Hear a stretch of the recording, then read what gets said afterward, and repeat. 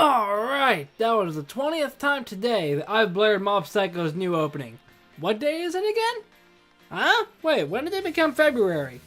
Oh, it's almost Valentine's Day. Didn't I say I was gonna do a video?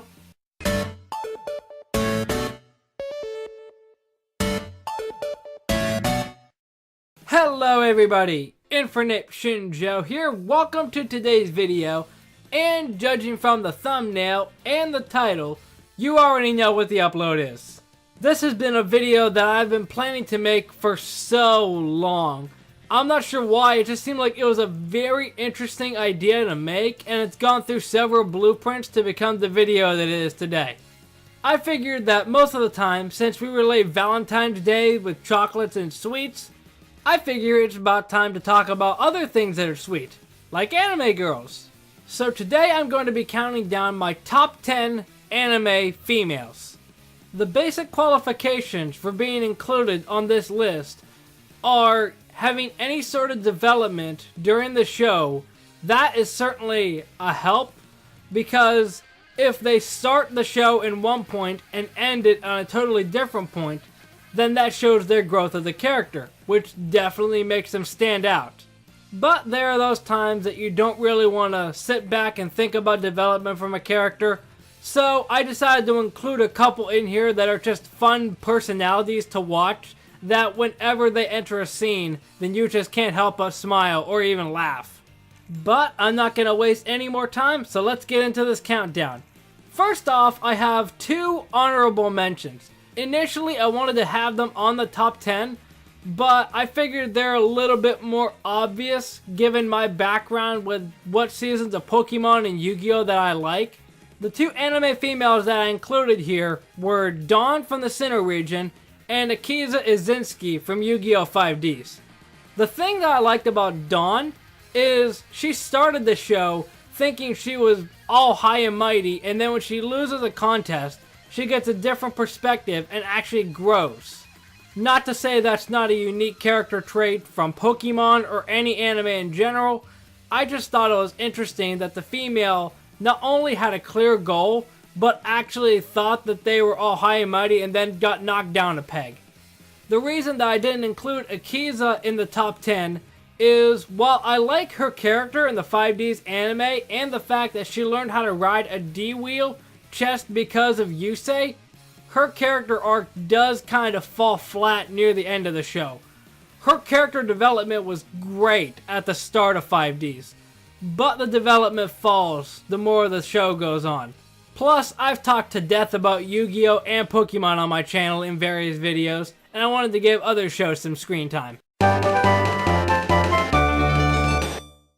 You knew at least one character about a group of idols would crack a top 10.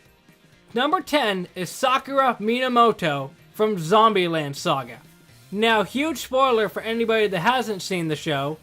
The main plot of the show is that Sakura meets a group of other zombies that are all resurrected by Tatsumi, and he basically wants to make a zombie idol group. Simple basic plot. Honestly, from the start of the show, Sakura really didn't do anything to stand out, especially when we got episodes later involving backstories from characters like Saki, Lily, and all the other girls. Almost all the other girls, I should say. But near the end of the show, when they actually go into her backstory, that's where I got invested. I like the idea that anytime Sakura tried something, it always ended in failure. And that's the main reason that she thinks, maybe I shouldn't try doing this, maybe I shouldn't take a chance. But with the help of the other zombie idols, she gets over that. But the only problem with that is that development is near the end of the show. Other than that, she's really just a blank slate. If it wouldn't have been for that last part of Zombieland Saga, I could have easily just put any of the other girls on the list. One of the groundbreaking anime of the moe genre, Yui Hirasawa from K-On!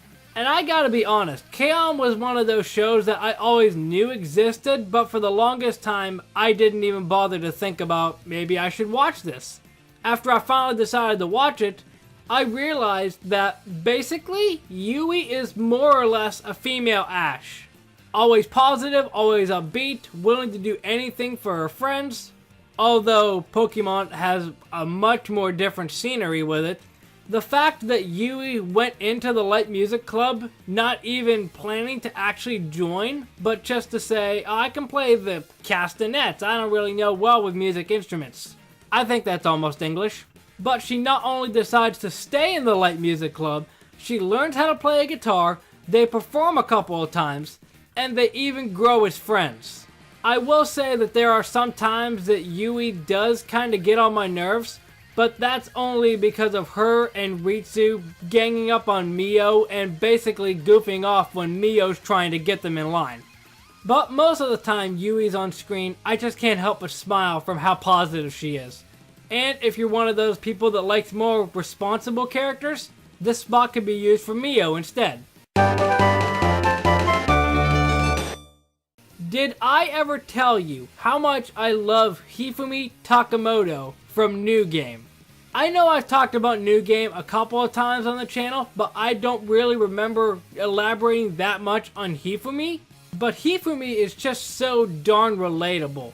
Her main trait is that she's shy around people that she's not used to, even people that she is used to. After a while, she does get used to the main character, Alba, but it's just cool to see how relatable she is to those people that are not used to talking with people in real life, especially in a job environment.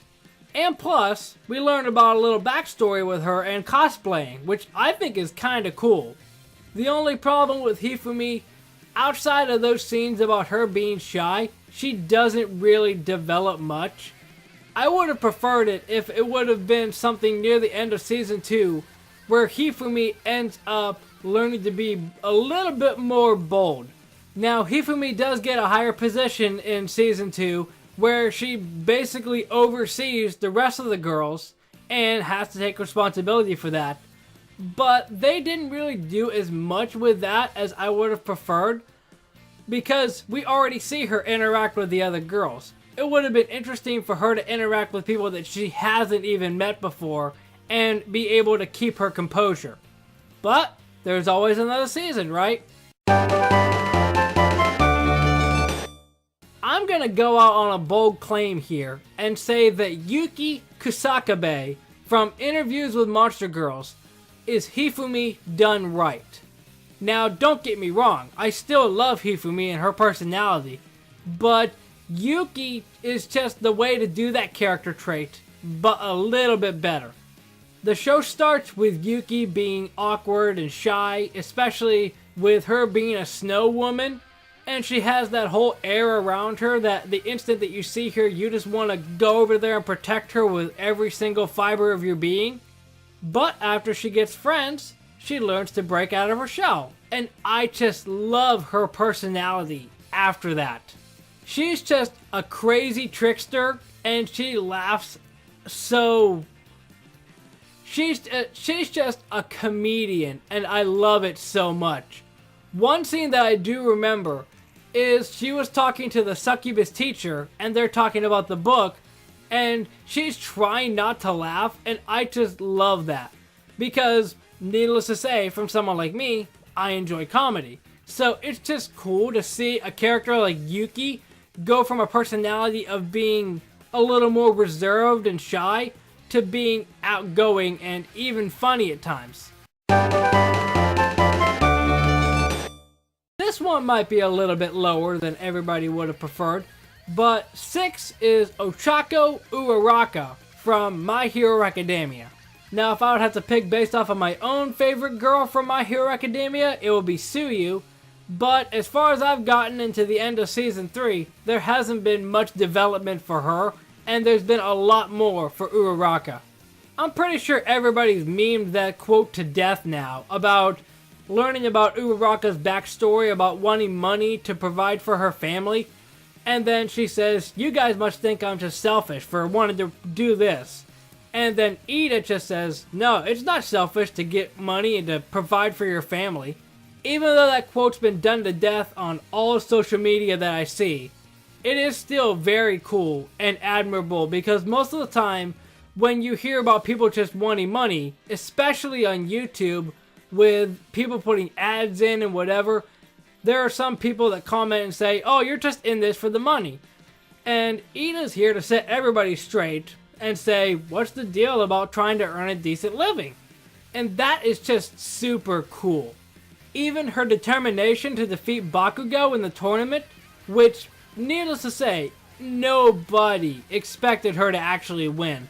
But the fight was so intense that you couldn't just think for a little bit that she might have a chance. The only reason that she's this low on the list, her story isn't finished yet. For most of the other characters on this list, their shows are either complete or finishing a season. Academia is still going on and season 4 has already been confirmed to come out.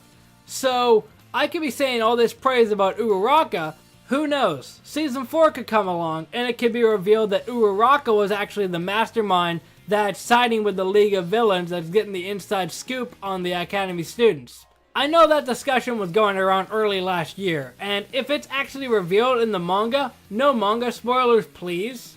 Actually, no spoilers from anything that's not in the anime yet, because I don't read the manga and I don't want anybody else to be spoiled as well. But Uraraka's goal is so admirable, but they could go either way with her story. She could be higher up on the list, or she could be lower on the list, depending on what they do with her character in the future. So, I figured just to be safe, to keep her at this spot on the list. Are you guys sick about me talking about this show yet? Right in the middle of the list is Hanako Honda from Asobi Asobase. There is not enough that I can say about this show. It's just wacky and crazy skits about 3 girls in school. It's just all over the place. If you watch the show, you know what I'm talking about. It was either in a live stream that I was talking, or in one of my videos that I compared the trio of Asobi Asobase to the 3 Eds from Ed, Edd n Eddy, which I feel is a pretty accurate assessment. Between Kasumi and Olivia, I'm not sure which ones you could classify Eddie or Double D as, but I think that Hanako has to be Ed. She's just the dumbest one of the group, always spitting out the most random things ever, never knowing what she's gonna say. And I loved Ed from Ed, Edd n Eddy, so I think it was pretty obvious how I was gonna love her character. Needless to say, her voice actress had a fantastically awesome time playing this role, and it definitely shows in the character.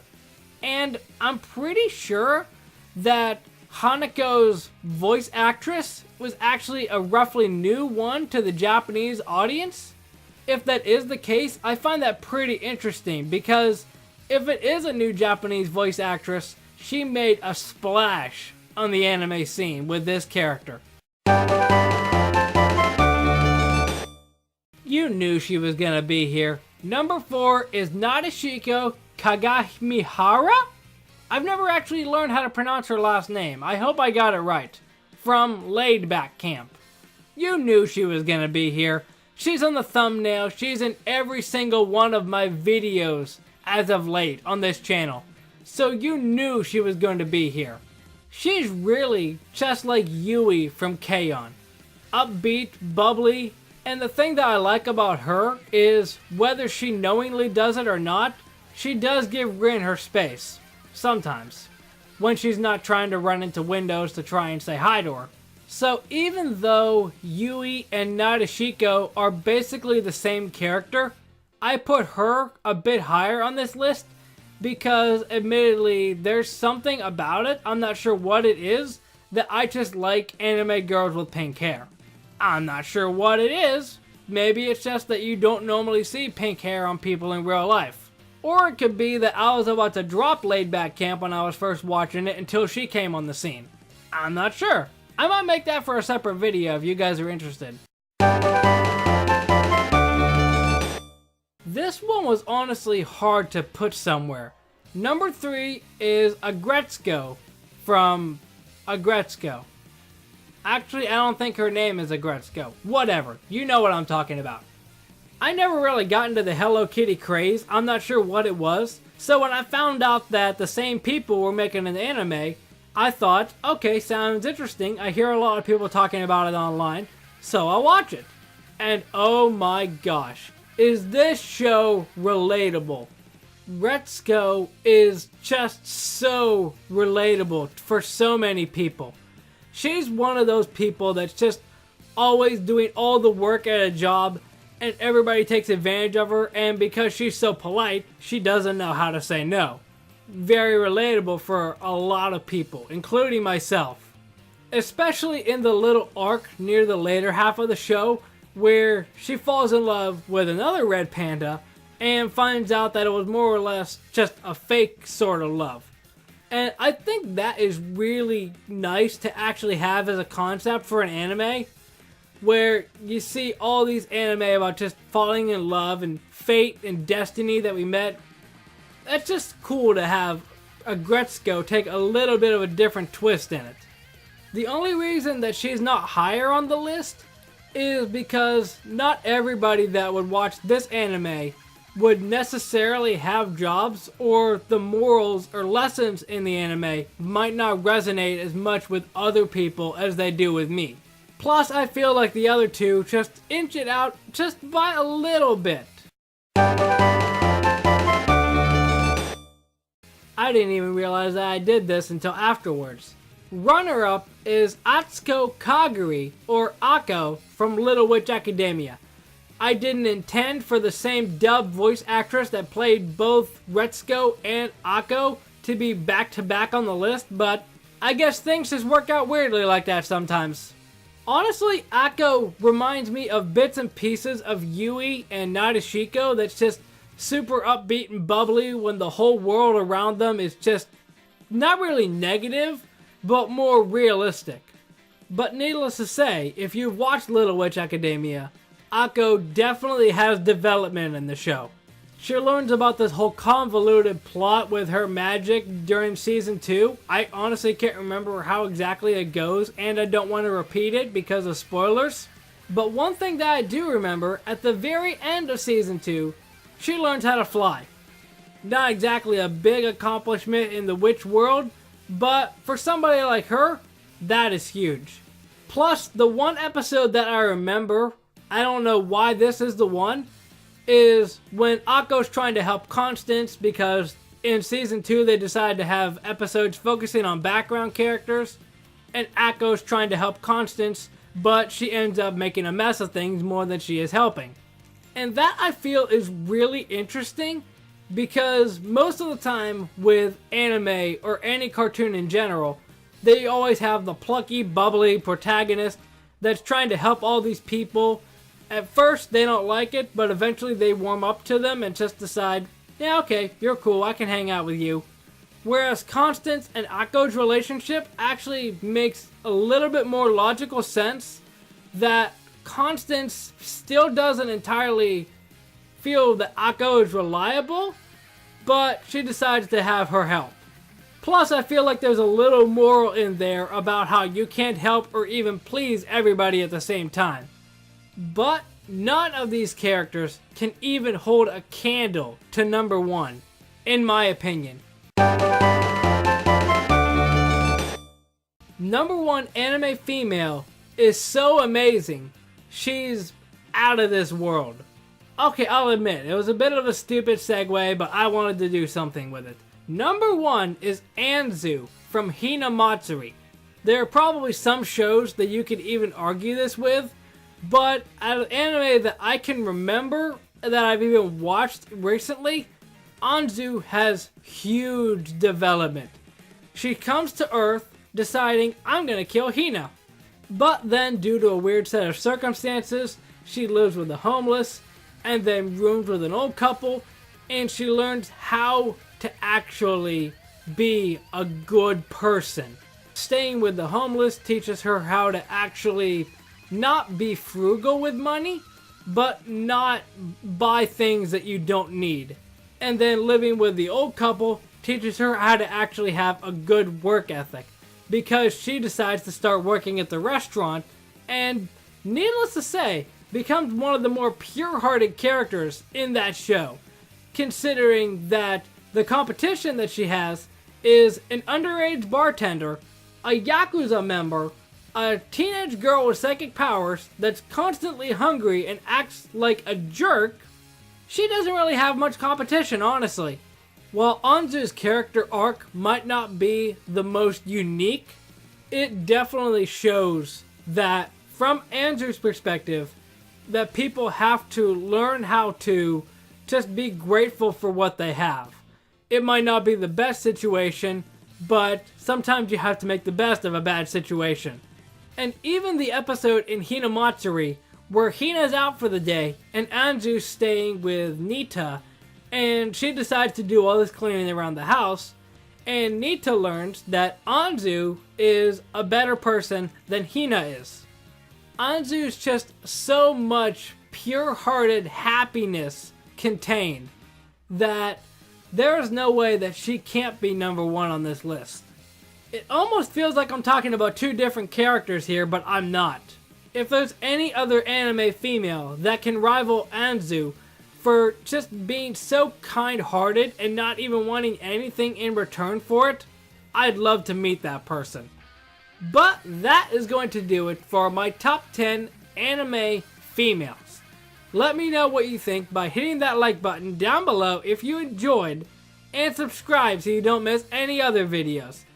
Leave your top 10 anime females down in the comment section. And again, I can't watch every anime. There are some anime that I've even watched that I left out characters from, but it was just hard for me to decide how I was going to work this list because I wanted to have it be based off of character development but also enjoyability. So there are going to be characters that I'm sure that I missed, but you're going to have to let me know about that down in the comment section, and I will see you in the next video. Momentai. 週末旅行が始まるぞ